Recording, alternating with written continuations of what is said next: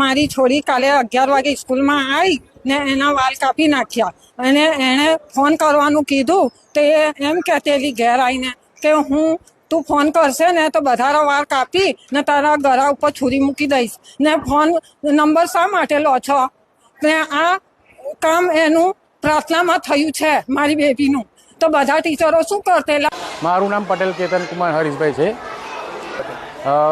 પ્રાર્થના સમય દરમિયાનની આ ઘટના હતી સાહેબ કે એમાં બાળકોના શિસ્તના પાઠ રૂપે એમને તપાસ કરવામાં આવતી હોય કે યુનિફોર્મ પહેરેલા છે કે નહીં, કે વાળ ચોટલા વાળેલા છે, 2 નખ કાપેલા હોય છે કે નહીં. એ 8મો પણ અભ્યાસ કરે છે.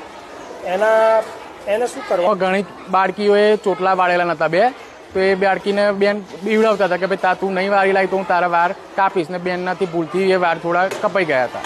ભૂલ બેનનાથી અજાણથી જ થઈ ગયેલી, એમને કંઈ જાણી જોઈને એવું કર્યું નથી કંઈ. મારું નામ નીરજ કુમાર પ્રવીણભાઈ પટેલ, ઇન્ચાર્જ ટીપીઓ મૌદા. સવારે જે ઘટના બની એ અનુસંધાને 10:15 વાગે આચાર્યશ્રીનો મને ફોન આવ્યો છે. અમે અહીંયા એનો જે તપાસ છે એ તપાસ કરીશું અને જે તપાસનો જે અહેવાલ જે છે અહેવાલ અમે વડી કચેરી રજૂ કરીશું અને વડી કચેરી અમને જે આદેશ આપશે એ આદેશ અનુસાર અમે કાર્યવાહી કરીશું.